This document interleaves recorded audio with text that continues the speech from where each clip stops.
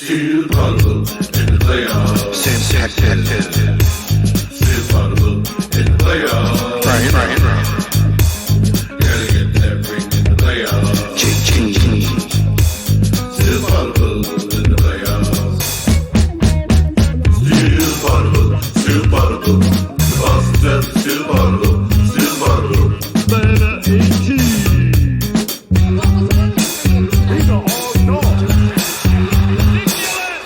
Playoffs beat the Heat, you gotta know. Let's go Celtics, let's go. Come on, the fucking Celtics, let's go.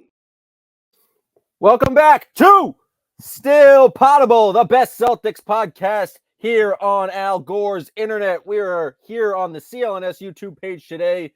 This episode is sponsored by Prize Picks and Game Time. So if you want to use those two fine products, use the promo code CLNS. We are Still Poddable. We are a Monday through Friday podcast on Patreon. This is the one free episode a week, but if you want the rest of our content for the rest of the week, go to patreon.com/stillpoddable. You'll get content from me, Sam Jam Packard Esquire, and from masslive.com, Brian B. Robb. Is that what you're going to call yourself now? I'm sorry for interrupting, but you're wearing your graduation cap. Oh, you sorry. Just called yourself Esquire, and before we started recording, you just bragged about getting cum laude. Is that how you say it? I don't even know how to say it. Never mind, get it. Yeah, cum laude. I did happen to receive such honors. I graduated today. I can throw off my cap. No, I will not be referring to myself as Esquire because I'm not a bad person with low self-esteem. It was more of a goof, but the voice you heard there also should pass the bar first before you do any of that stuff. No. That's what I need to say I'm an attorney. I am an Esquire right now. I earned my Esquire status just by graduating from law school. The cynical voice you hear there is Jay King from The Athletic. Congrats on your graduation, Packard. Oh, yeah, thank you. What a nice thing to say. That is it's a big accomplishment. I know a lot of hard work went into it. So congratulations on getting a very good GPA in law school. Thank you. It's still weird that you're smart. Like, it always stuns me that you're smart. I don't know how to accept compliments from you. Let's just move on to the Eastern Conference Finals. The Celtics finally have an opponent. It's not the opponent we thought it was going to be because the much celebrated New York Knicks, the team that everyone was falling in love with. People had never seen basketball effort like this, only for them to not make it out of the second round. They fell. They were up 2-0 against the Indiana Pacers. They were up 3-2. They lose game 6. They lose game 7. And now the Celtics will be playing the Pacers in the Eastern Conference Finals, the 6th seed Indiana Pacers, the team that beat them in the in-season tournament. So there's a lot of revenge and stakes on the line here. Jay, what's your first thoughts about this matchup with the Pacers other than Celtics in 5? Could be Celtics in 4. Whoa. No, this is just such a easy path to the finals. This is not a real conference finals team. I don't think anybody would have believed in the Pacers to beat the Bucks if the Bucks had been healthy. They were without Giannis the whole time. The Knicks were literally like running out of bodies by the time they got to the end of that series. Josh Hart had a messed up abdomen. OG Anunoby tried to play, but could barely move. Jalen Brunson not only had a foot injury, but then broke his shooting hand during game 7. So they survived. They advanced. Salute to the Pacers. Kudos, if you will. This is one of the worst defensive teams you'll ever see in the conference finals. The only this level defense I've probably seen this deep in the playoffs is actually, I'll give a couple. Atlanta Hawks a couple years ago, whenever that was, and some of LeBron James's Cavs teams, although those teams weren't necessarily that bad. They just didn't care about the regular season. They were bad because they didn't care. This Pacers team cared and still can't stop anybody. Did not stop anybody throughout the first 2 rounds, but they can score. And they can score on anyone. They were ridiculous in that first half, especially of Game 7, just making every single shot. So I wish it had been a juicier path for the Celtics. I wish this series had more buzz. I wish all of their opponents had been healthy. I wish. But yeah, it's Indiana, not New York. I'll give Indy this, though. Like, they went into the Garden. I don't care who's on the floor. Shooting 67% in the Game 7 on the road is pretty absurd. And for as much as I agree with you, Jay, in terms of this is as underwhelming an opponent as the Celtics could have, imagined entering these playoffs here. Where would you have ranked them going into the playoffs in likelihood to make the Eastern Conference Final? Right, their seed, probably 6th, maybe even lower, maybe even jump like a Heat. I would have put Orlando and Cleveland probably behind them because of Cleveland's draw. Right. But with that said, I feel like we're at least going to get they're a healthy, reasonable playoff team. Not a conference finals team, but their lineup makes sense.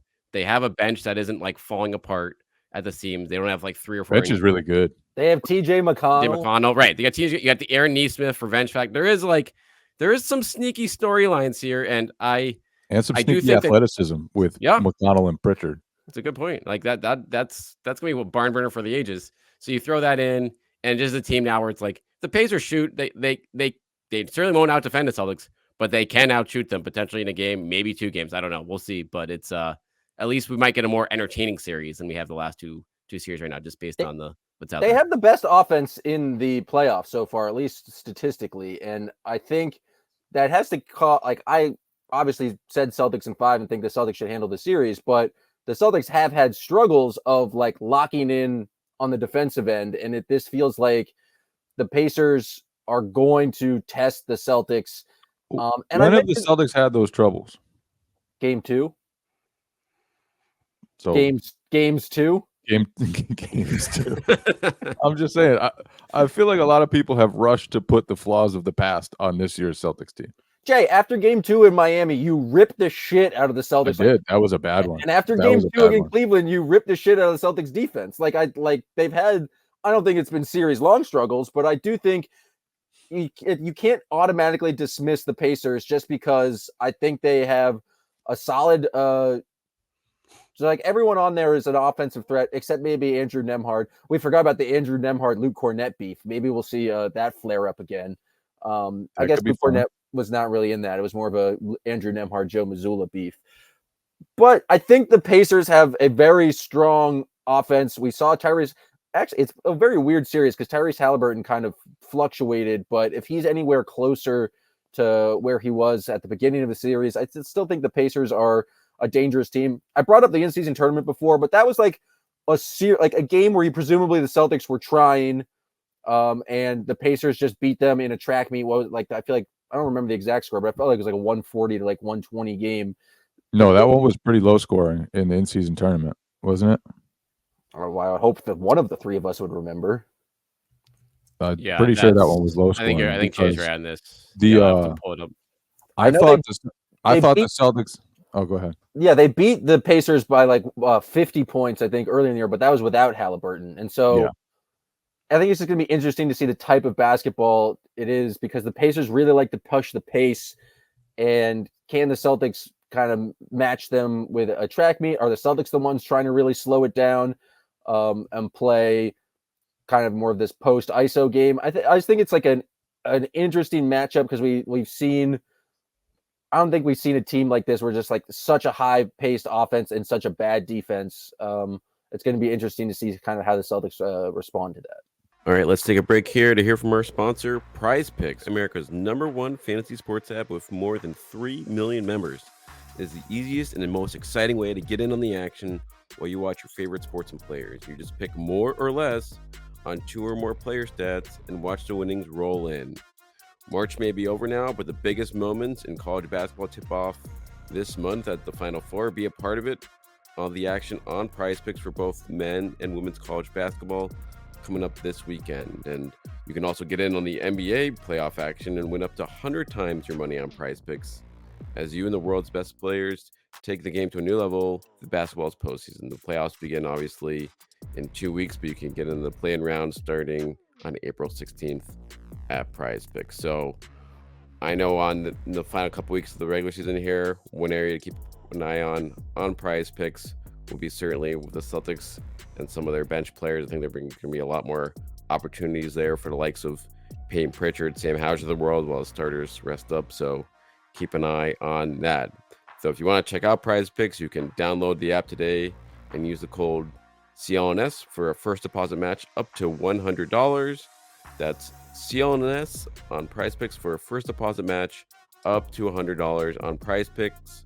Pick more, pick less. It's that easy on Prize Picks. And now back to the show. And I thought in that in-season tournament game, the Celtics, like, they were so adamant. All they talked about was, we need to win the battle for pace. We need to do this. We need, like, they focused so much on the pace of that game and slowing it down. I thought it worked against them. Like, this is a team that gives up points in transition. You can score against the Pacers if you push the pace. Where you need to keep the game slow is on your defensive end. You need to make sure that you control the game with your offense, one, so that they're not getting out on the break all the time. Halliburton on the break is just an incredible passer. He can just absolutely pick you apart. So you need to control the game with your offense, but then also, like, they're a great cutting team. They cut so hard. You have to just stay attentive. They're going to, like, everything they do is fast in the half court, full court, everything. You just have to be locked in at all times, or they're going to pop free and they're going to get a good look. And so that's to me the challenge of this series for Boston. Can you stay focused? Can you stay locked in against a team that is really hard to do that? And Pacers just play a different style than basically any other team in the league. They play so fast. They look to go early. And even in the half court, there's just a breakneck pace about them. And it's tough. And then McConnell comes in off the bench and just can totally change a game for them. So the bench minutes, I think, are going to be big in this series. Can McConnell keep doing what he's been doing? Can Peyton Pritchard keep doing what he's been doing? Those are two guys who have really come in and just totally changed the game when they're on the court in the playoffs so far. And I just think whoever wins that fight, like, if the Pacers win that fight, then this could be a series. If Peyton Pritchard and the Celtics bench continue to do good things, like, I just don't see Indiana having enough here. Yeah. And on top of that, I'm looking forward to, I don't know if, like, how much these guys will be going to, like, Jaylen Brown versus Siakam, like, part 2, like, after Jaylen Brown completely destroyed him in the bubble. I feel like it took me years to respect Pascal. Yeah, I still don't have it. That stuck with me for so long. Yeah. That was not Pascal Siakam. He's much better than that almost all the time. He was so bad in that series that the stink just lingered for me. I couldn't look at him and forget about that. It was so bad. It was abominable. It was just embarrassing. He was so bad. Do you guys think Jalen's like the primary defensive matchup on Siakam? Because I thought Siakam, especially after OG went out, did a pretty solid job of just, like, dominating the mid-range and getting, like, good shots. How do you think the Celtics match up against the kind of the potent Pacers offense? Yeah, it'll be interesting to see where the Celtics put Al Horford, assuming Kristaps misses the start of the series. Do they play him on Miles Turner, or do they play Tatum on Miles Turner? Because a lot of the time they'll put Tatum on a center so that you can't run pick and roll and and get, Celtics into a drop and force help and all that, and just switch everything. So that'll be interesting. And then, yeah, Siakam, like, Celtics have a lot of size and a lot of athleticism, and Siakam, like, he can kill you with his size. He has all the spin moves. He has kind of the crafty game. He can create space and shoot over the top of you, but it's tougher to do that against Boston than it is against New York's miniature wings, especially once Anunoby went out. As tough as those Knicks guards are, they're also small. Even Josh Hart, I think he's 6'4", 6'5". Like, he's definitely not 6'7", 6'8", like the Celtics guys are. So I think that's going to be a big factor. Can Siakam get his still? And then what version of Halliburton? He's been very up and down in this playoffs. Like had some real duds in the playoffs, but toward Not the end of even the like series not even against New York, just like not even like 6 shots in the games where he wasn't good. It wasn't like he was missing it. He just wasn't being as aggressive. So it's going to be very So interesting to see. can his they rough approach. him up? Can they take away his threes? Can they take away his shot attempts? Can they take him away in the half court? I think it's possible, but if you lose him, he can shoot the hell out of it. If you let him get comfortable, if you let him come around screen and rolls, he can pick you apart.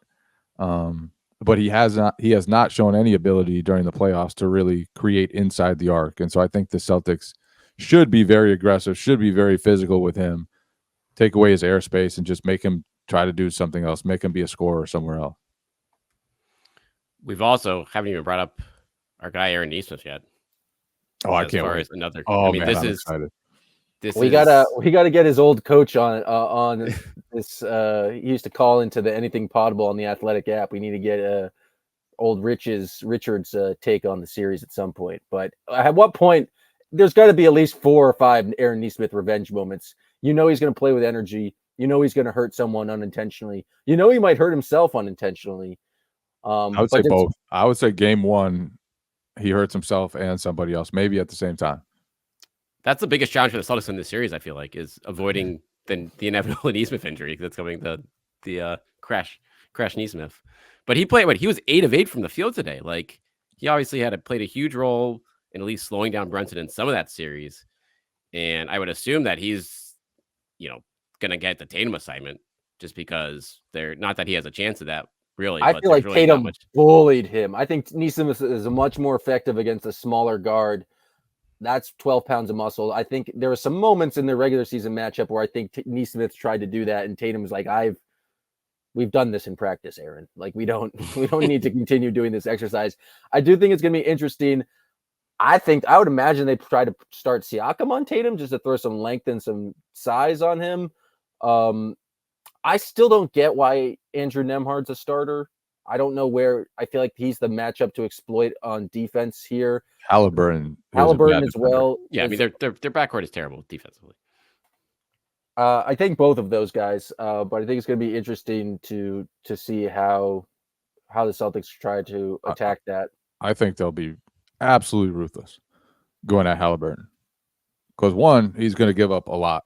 If you attack him right, you're going to be able to get to the cup. You're going to be able to post him up. You're going to be able to force help. And then two, how much will he have at the other end if you're making him guard Tatum or Brown or even in the post against Holiday, possession after possession?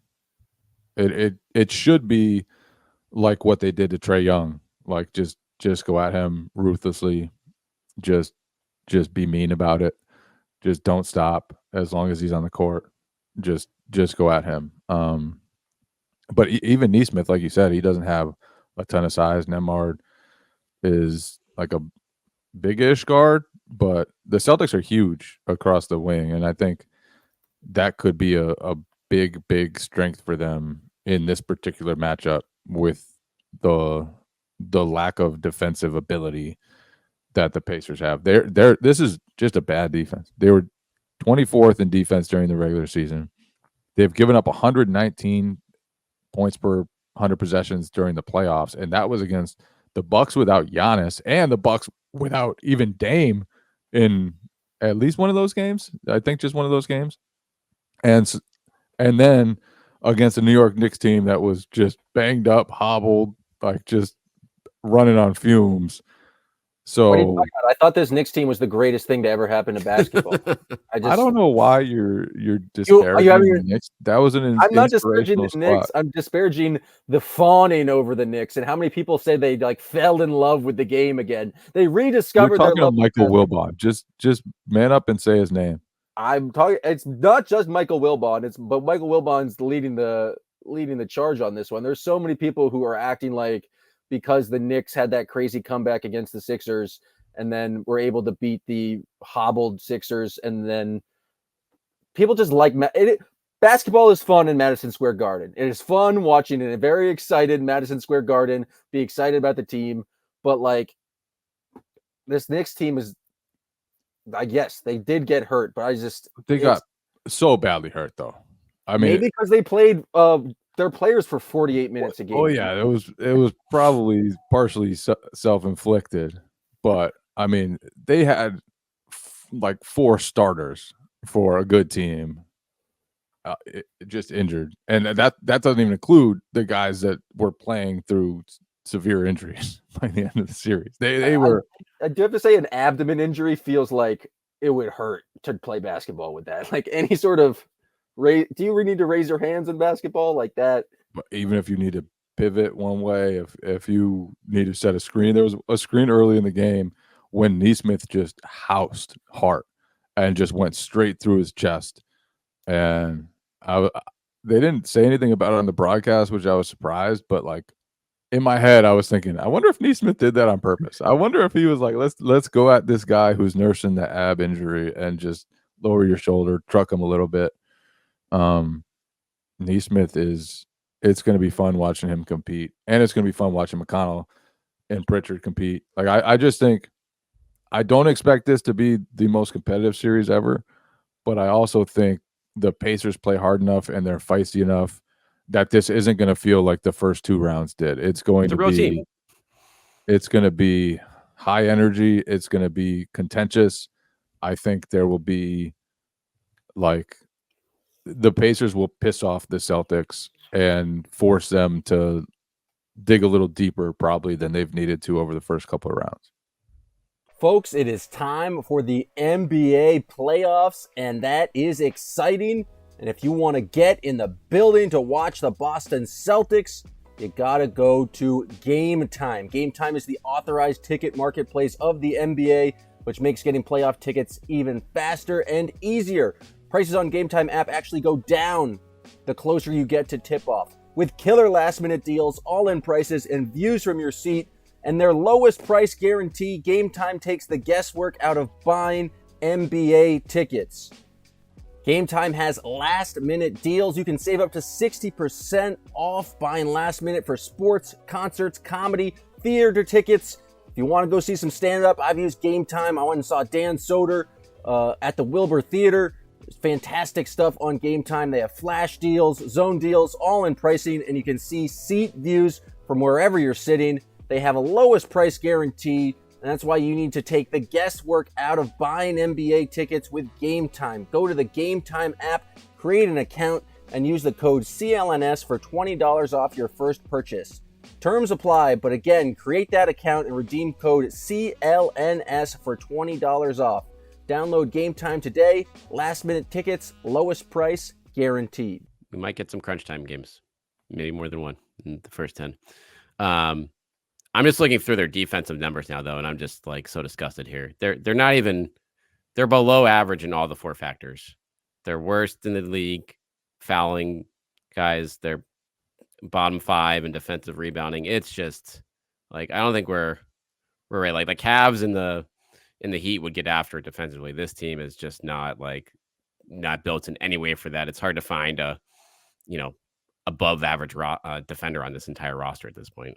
And they only improved marginally after the Siakam acquisition. I think they were 19th in defensive rating after acquiring Siakam. And obviously it was a pretty big change for them, sending out Buddy Hield, getting back Siakam at the trade deadline. Like that should have given them a much better defense, but their defensive numbers they were bad in the regular season. They've been bad through 2 rounds of the playoffs.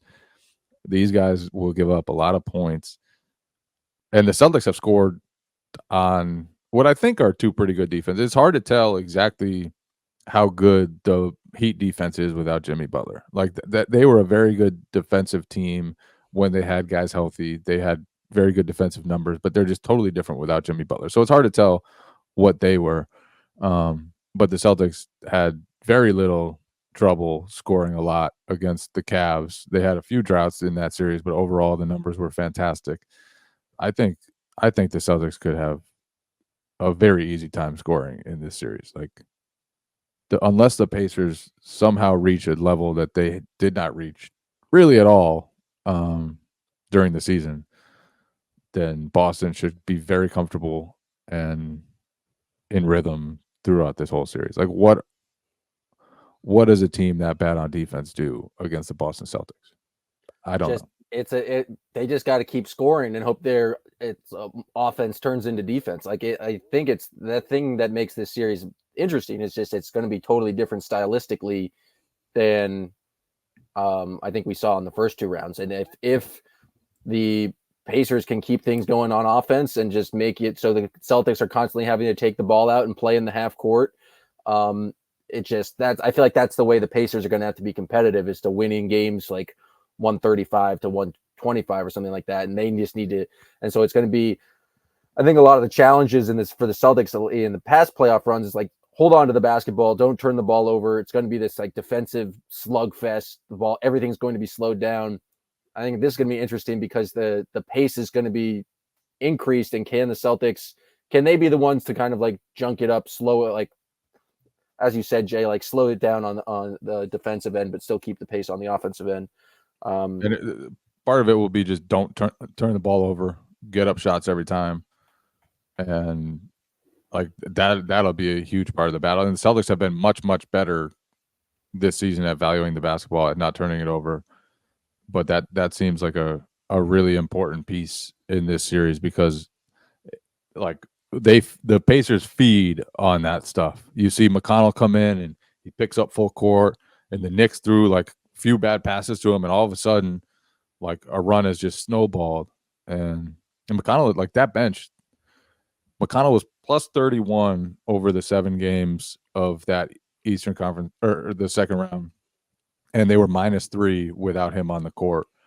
Some games he was so much better than Halliburton. It was like, why are they even playing Halliburton in crunch time? And where would you rate him, Jay? Where would you rate him just for the Pacers this postseason? Like they're what, 3rd, 4th, 5th best player in the roster at this point? McConnell? In terms of production? Yeah, McConnell, yeah. He's like probably been their best player. Or best. At least rating. Has he not been? He's been unbelievable. Like when you just talk about pure impact, the guy comes in, he gets steals, he's running and gunning. He has made an enormous impact. And obviously Halliburton's been great, and Siakam, very good 2-way player. But McConnell, like at bare minimum, he's been their 3rd best player throughout this run. And I think it's you could argue he's been better than that. One of the themes in this series, one of the keys in this series to me, is how well does Al Horford guard Halliburton in space. And we saw it was kind of an up and down first round for Al. Donovan Mitchell just destroyed him. And Mitchell's a very different off the bounce player than Halliburton. Obviously, they're both very good, but like Mitchell is just so quick twitch and so explosive and so strong that you have to really respect his scoring ability downhill, and then he can get you with the jump shot. And he did that to Al a lot during the second round. But then Al was amazing against Garland in that game 5. Like just shut him down in isolation time after time. Was just incredible against Garland. And so can he do it against Halliburton? How much will they switch that matchup to get Horford on Halliburton in space? How will Horford hold up? I think it's like you have to press up and take away the 3 from Halliburton. You're more scared when he drives about the pass. So it'll be interesting to see like just how differently Horford will guard Halliburton than he did Mitchell. I think there's a chance he'll be pressuring out far beyond the 3-point arc and just forcing him to go to the hoop and seeing if they can turn him into a 2-point scorer, which he hasn't really shown the ability to do in the playoffs so far. Yeah, he's only taking 5 twos a game in the playoffs, which is crazy for like an all-star ball handler that has the ball as often as he does. Like that's such a low number. Yeah, there's different wrinkles. Like maybe they throw Horford on Nembhard and like force Nembhard to try and be the screener because and like how much help do you provide once Halliburton gets past Horford? Because they have like I think they have one of the reasons to make their offense so good is Miles Turner solid 3-point shooter. And so when you can have a spacing like that, like everyone else on the roster is not an amazing 3-point shooter, but everyone surrounding Halliburton is respectable. And so I think that is going to be the main focus, is like how do they try to figure out either to get Horford out of that isolation. But that does feel like the main way in which the Pacers are going to attack. I think we mentioned Kristaps. Woj came out with a report that he's probably going to miss games, at least games 1 and 2. You guys were at practice today. I don't know if you took some footage of him on a bicycle, but he was on a bicycle, and you use your calf to do that. So any news on the Kristaps run, B-Rob? It's riveting stuff. It looked intense, working far harder than he did at shoot around last week. But yeah, then we had the blinds closed on us, so we couldn't see if he actually did more on the court a little later on. But honestly, Joe Mazzulla said in good spirits. Drew says, we see him working hard. We know he wants to get back. The always optimistic Joe Mazzulla. Always optimistic, Drew, and Joe Mazzulla. But I don't know, Jay. Especially this series defensively, this would certainly be a tough series for Porzingis to roll into in the middle of from just a defensive standpoint. So part of me wonders, if they go up 2-0 or 3-1 or whatever, get to the point where they're on the verge there, if they just give him, the extra days. If he's not, obviously, if he's good to go, he's good to go. But like if it's 85%, I think they should be as cautious as possible, because they should be able to win this series without him. Let him take as much time as he needs, but if he's ready, you play him, and you play him because you want him to get reps. You want him to get game action before just being dropped into an NBA Finals game. And Kristaps, if I'm not mistaken, has never played in even a second round playoff game. So it's going to be, if he does get dropped into a finals game, it's going to be on top of being his first game ever past the first round. Then it's going to be also like just a tough adjustment in a lot of ways. So get him back if you can, play him, whatever. But only what's your like when he's ready, Jay? Like what percentage do you want him to be like to come into this series? Like assuming 100. that 100. you want to get you all the way there. Get him to the point where it's not going to linger. It's not going to be a factor the rest of the way.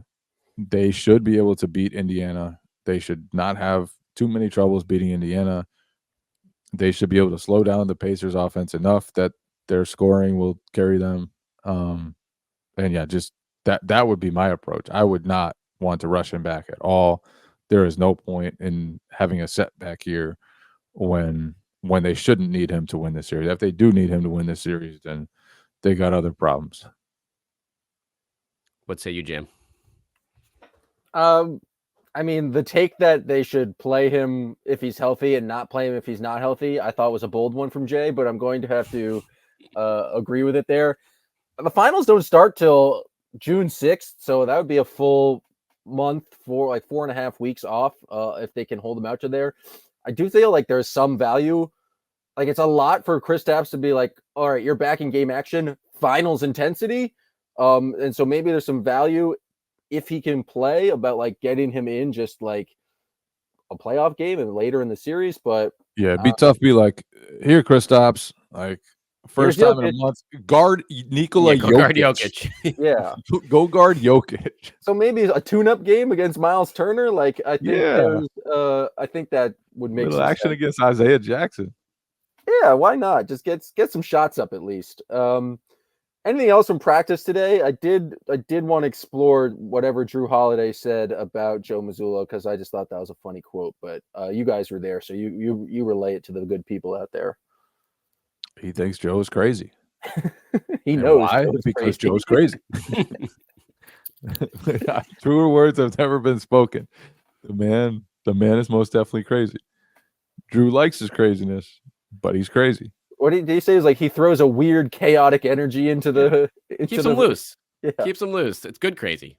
It's it's not boring. Toes, man. Like he thrives on the uncomfortable, and he wants to make other people uncomfortable. He's okay with just making people feel uncomfortable, and maybe there's a benefit to that. I think there probably could be. Like but he's a crazy dude. Absolutely crazy dude. It was funny how Joe kept talking about their practice today, which I don't think was a strenuous practice. When I asked Drew Holiday about it, he said, yeah, just kind of locking in on game film and whatever. Joe was like, yeah, we're re-entering the fight.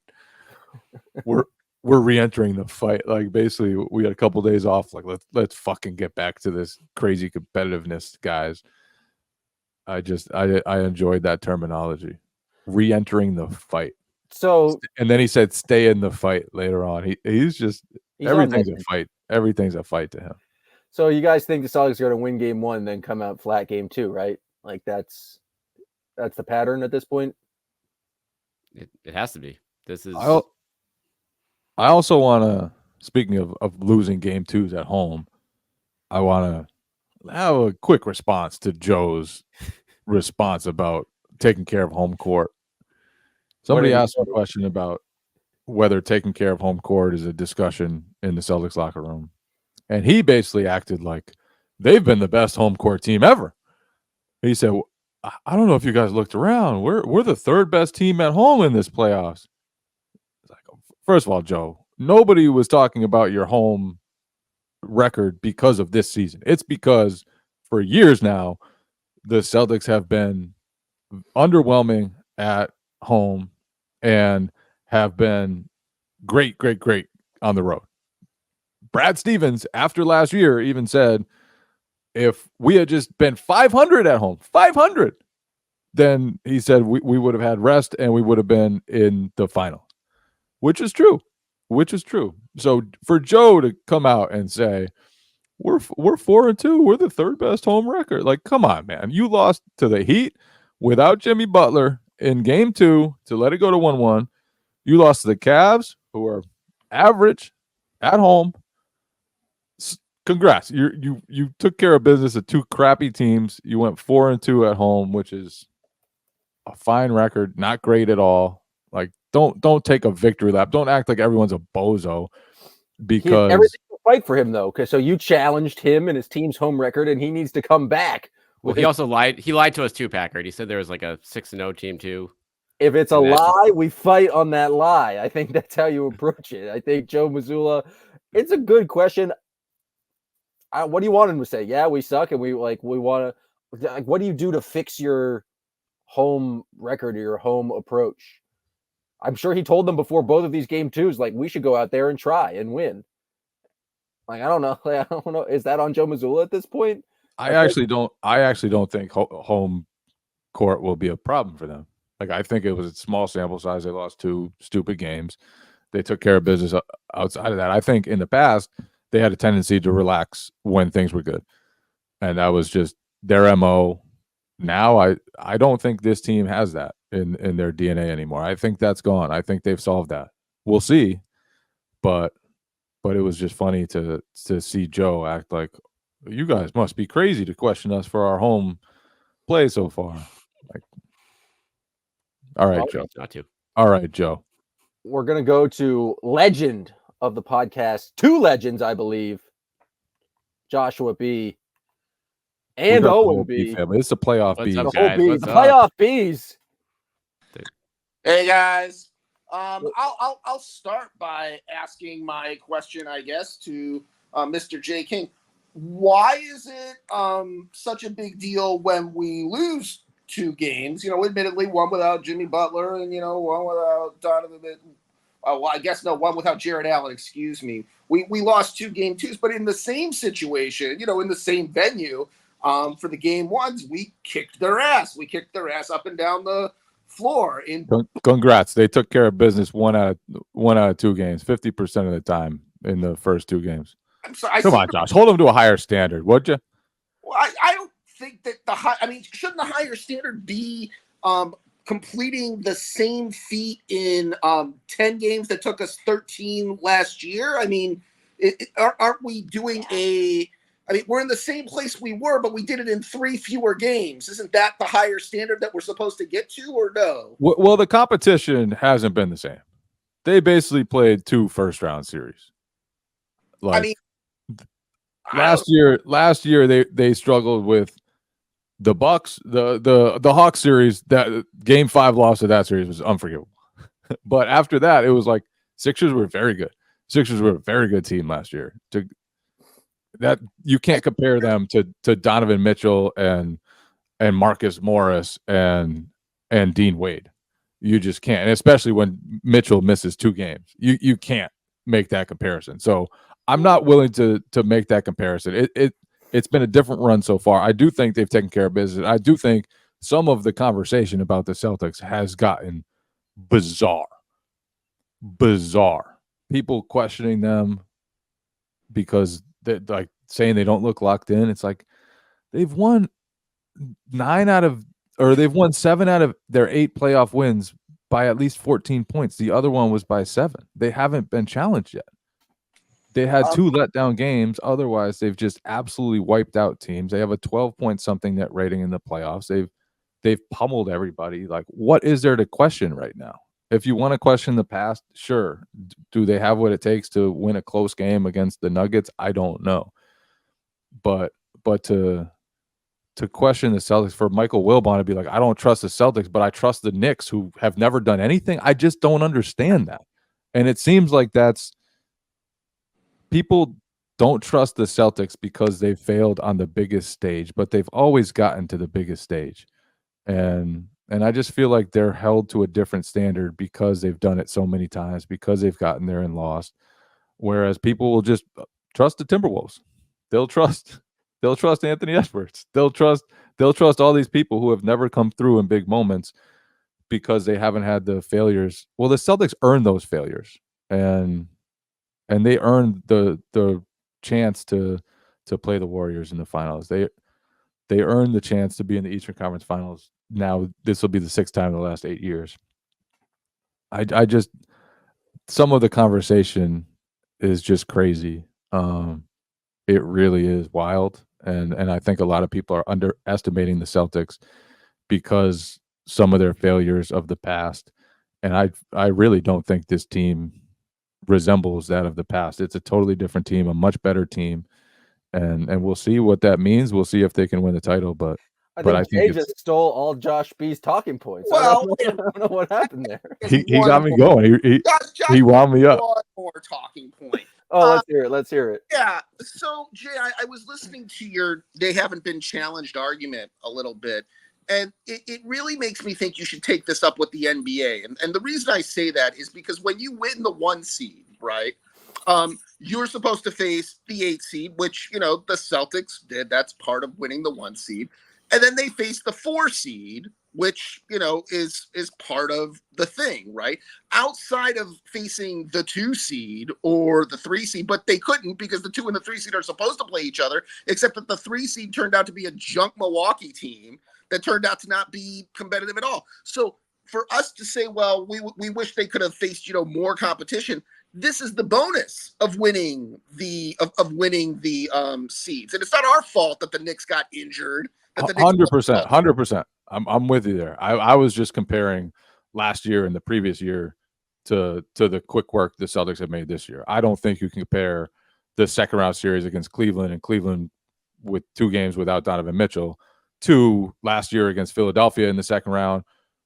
They were super talented, or the previous year against Milwaukee, the defending champs, in the second round. Like, you can't compare those runs to me. It's not about demeaning the Celtics haven't done anything wrong, but I think you can't say that they've played extremely high levels of competition in the first 2 rounds. And they should be thrilled that they haven't been tested yet. They should be thrilled they've had so much time to sit around and get healthy, and they don't have to rush back Porzingis, and they've had almost a week now by the time the next series starts to prepare and get their bodies right. This is a luxury that they haven't had in any of these long runs.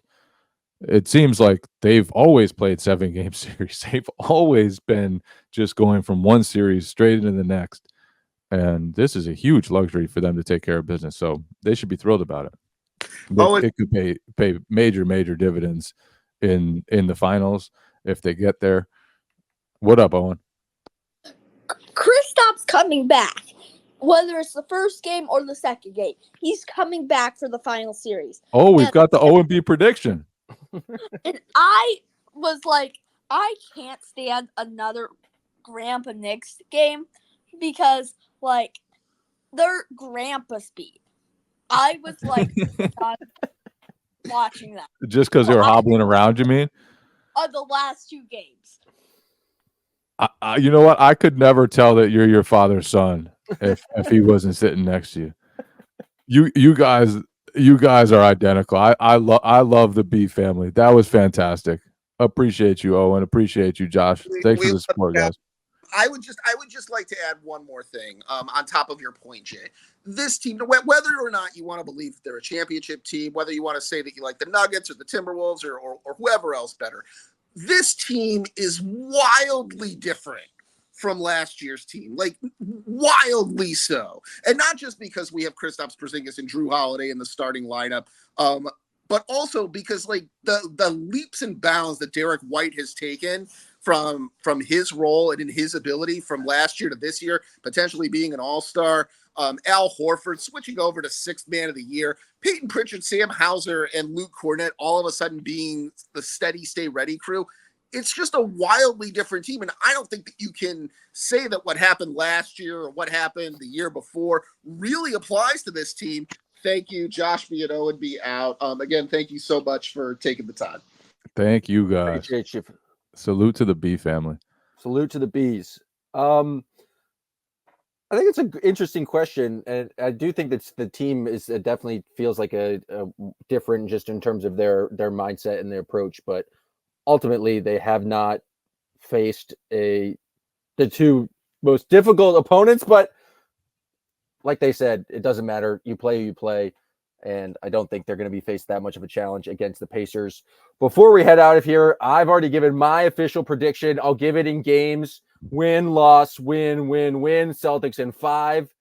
B-Rob, what are you thinking? Win, win, loss, win, win. Ooh, bit of a game 3 loss there. Win, win, win, win. That's the same thing you predicted last series, Jay. And I was wrong then. This time, I was however, right with Celtics in 5. there's a chance I'm right.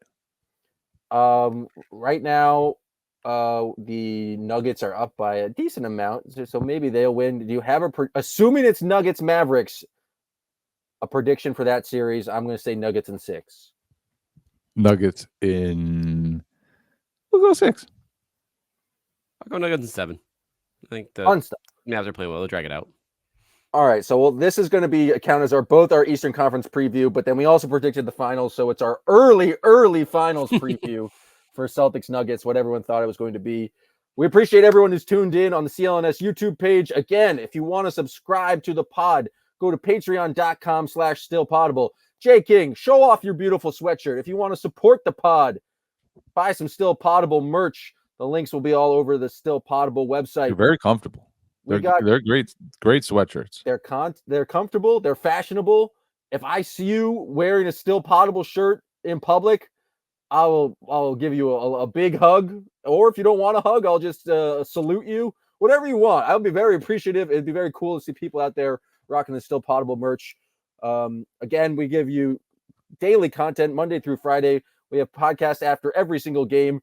We've had a lot of cool guests coming on, especially during the playoff run. So subscribe today, patreon.com/stillpoddable. Join the Still Poddable family. Could even become a legend like the Bees, Joshua, Owen B, and join us during these podcasts if you want to drop your 2 cents in there. We appreciate everyone who's joined us, and we'll be back tomorrow with more analysis of Celtics Pacers in the Eastern Conference Finals. Thank you guys for listening. We'll be back tomorrow with another episode of Still Poddable. This is Jam Esquire. Still Poddable, still Poddable. The boss is just still Poddable, still Poddable. Oh, yeah.